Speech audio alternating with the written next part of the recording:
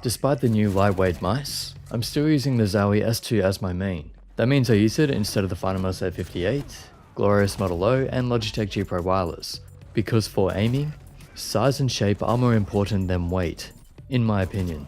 I've already reviewed the Zowie S2, and this black version is the same, so I'll leave a link to that if you want to watch, but there's no reason to do a full review of it. It's the same mouse.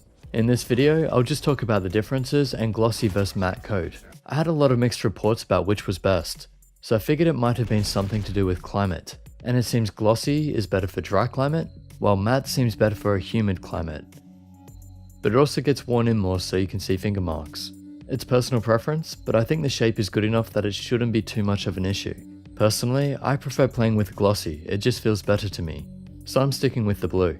After using the new cables, I really don't like these old ones anymore, but the black one does seem to be slightly more flexible and smoother. I think it's also slightly thinner too. The coating on the black is actually different to the other Zowie matte coatings. It feels smoother than the ZA13, not as smooth as the FK2 though, so somewhere in between. I like all of them, no real preference on these three coatings, because the shapes are really good. The buttons feel a tiny bit tighter to me on the black, so clicking on the glossy version is easier.